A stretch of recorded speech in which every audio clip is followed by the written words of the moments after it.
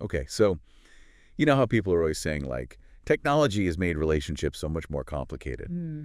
Well, this Reddit post we're diving into today, like, it's basically a case study in exactly that. Oh, really? Yeah. So we're talking our relationship advice, and it's one of those situations that's just brutal.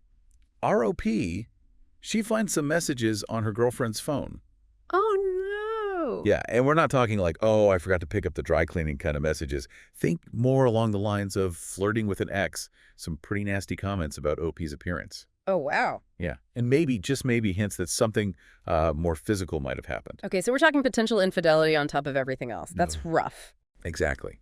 And the whole thing just screams betrayal. But then there's this whole other layer of, like, this all going down in the digital age. You know, it's Yeah. not like a whispered conversation overheard at a party. It's texts, it's DMs, maybe even social media posts. It's like this digital trail of betrayal. It's like the opposite of a private hurt, in a way. It's public, or at least has the potential to become public, which adds a whole other dimension of pain. Totally. And what's your take on all of this? I mean, have you seen this kind of situation play out before? Oh, absolutely. I mean, the emotional turmoil of betrayal is something most people can relate to, unfortunately. But you're right, this digital layer adds a whole new level of complexity. It's not just dealing with the sting of your partner's actions, but also the very public and very permanent nature of how it all came to light. But you used an interesting word there, actions. Let's break those down a bit because within this larger story of betrayal, OP's dealing with multiple layers of hurt here. Okay, so let's unpack that. What are those different layers? So first, you have the violation of privacy, those private messages where the girlfriend is mocking OP. That feels like such a betrayal of intimacy and vulnerability. Sharing your insecurities with a partner is one thing, but having them turn around and use them against you, that's devastating. Yeah, it's like your safe space just got completely demolished. You thought you could be yourself, be vulnerable, and it backfires in the worst way. Ouch. Exactly. And then you add on the disrespect and humiliation. Those comments about OP's appearance, those cut deep on their own. But the fact that they were shared and laughed at with others, that amplifies the hurt exponentially. Right, because it's one thing to, like, have your own insecurities, but then to have them validated, like, confirmed by other people. That's got to sting. Exactly. It really taps into our deepest insecurities about how we're perceived, especially by those we're closest to. And then, if that wasn't bad enough, there's the potential for infidelity, right? I mean, the flirting with the ex, those suggestive comments, that's a whole other level of betrayal. It's like now you're questioning everything about the relationship. Exactly. It's like this perfect storm of betrayal, and each element kind of feeds into the others, making it even more difficult to process. And what's really fascinating is how people on Reddit, they really zeroed in on specific aspects of this whole situation. Oh, for sure. It's like this whole thing blew up on Reddit. Everyone had an opinion about it. Yeah, it's interesting how quickly those online courts of public opinion can form, right? You have this incredibly nuanced situation, but online it's like it gets boiled down to its most basic elements. Right. And in this case, it was basically like, girlfriend's the worst. OP's a queen. Dump her. I swear, like, almost every other comment was all about breaking up, like, no second chances, just cut your losses. Yeah, and on the surface it seems kind of extreme, right? But when you actually think about it a bit more, it actually tells us a lot about how people give advice online, especially in these anonymous forums where you don't really know the people you're talking to. Okay, so walk me through this. Like, what's the psychology behind all those Redditors hitting the dumper button? Well, for one thing, you have to remember the online disinhibition effect. Basically, people tend to be much more direct, less restrained in how they communicate online versus, talking to someone face to face. Right, because it's easier to be, like, harsh or judgmental when you don't have to actually deal with the person's reaction in person.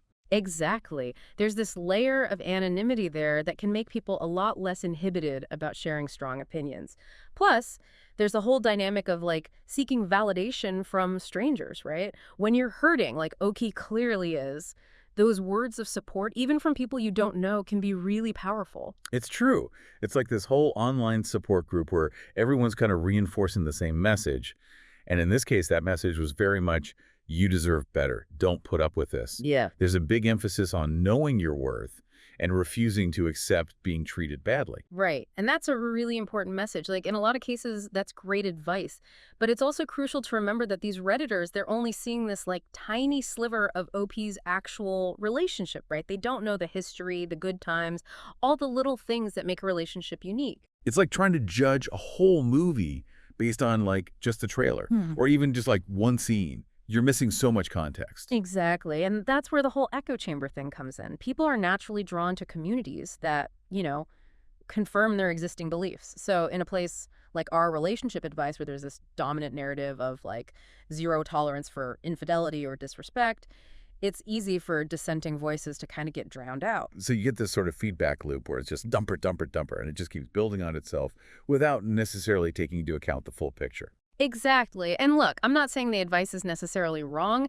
It's more that it highlights the limitations of getting advice online. You're getting a lot of opinions, sure, but they're often filtered through people's own experiences, their biases, and maybe even just like a desire to offer a quick fix for a complex situation. It makes you wonder, though, right? Like, in a world where we're constantly bombarded with information and opinions, how do we even begin to sift through it all and figure out what's actually right for us? That's the million-dollar question, isn't it? And I think a big part of it is remembering that online communities, they can be great for support, for information, but they shouldn't be the ones calling the shots in our lives, especially when it comes to something as personal and complicated as a romantic relationship. Right, like listen to the peanut gallery, maybe, but Yeah. ultimately, you have to trust your gut. And, speaking of trusting your gut, there was one other thing about this whole situation that really seemed to get people fired up in those Reddit comments. And it's something I think a lot of us have probably struggled with in the age of smartphones. It's the whole, did they have the right to go through their partner's phone dilemma? Oh, yeah, that's a big one. It's like this ethical gray zone that didn't really exist before smartphones were everywhere. Yeah, It forces us to think about privacy and relationships in a whole new way. it really is. Yeah. Like, on the one hand, we all want to believe in trust and transparency, right? Like, that's the foundation of any good relationship. But then there's this other party that's like, but what if they are hiding something? What if it's better not to know? And then technology itself just throws fuel on the fire, doesn't it? Our phones, they're like these little vaults of personal information, right? Texts, photos, emails, everything.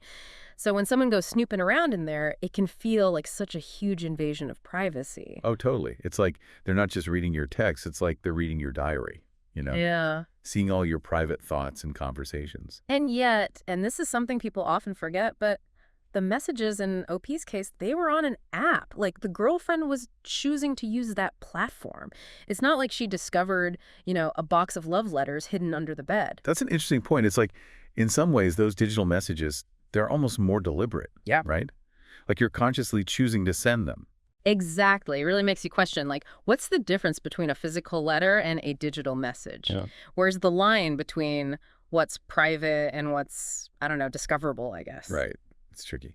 But I guess regardless of where you stand on the whole snooping thing, at the end of the day, it's OP who's hurting here, whether Yeah. she decides to confront her girlfriend about all this or just, like, walk away.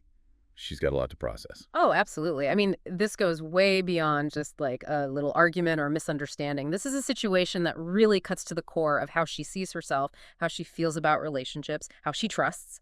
Recovering from that, it takes time. It takes real conscious effort. It's almost like, the foundation of her world just kind of crumbled beneath her. So then how do you even begin to rebuild that? Yeah. Like, how do you move on from something like this? Yeah. Especially when it comes to trusting people again. Well, it has to start with self-compassion. OP really needs to be kind to herself right now. Acknowledge the pain, the anger, the hurt, all of it. And realize that healing from something like this isn't like flipping a switch, right? It's a journey. It's a process. It takes time. Exactly. And it's so important to lean on your support system during those times, whether it's friends, family, a therapist, anyone who can just listen without judgment. Having those people around to validate your experience, to offer love and support, that's invaluable. It's like rebuilding that foundation we were talking about earlier, right? Yeah, It takes the right people, the right support to create something strong and stable again. exactly. And part of that rebuilding process, it might involve, really thinking about what trust means to her. What are her boundaries? What does she need from a partner to feel safe and secure? These are all big questions. Yeah, so it becomes less about just moving on from this one relationship and more about like using this experience as an opportunity to learn and grow. 100%. It's funny. This whole conversation has really got me thinking. We've covered so much ground today, trust, betrayal, online communities, the ethics of snooping in the digital age. It's a lot. Yeah. And I'm sure our listeners out there, their heads might be spinning a little bit.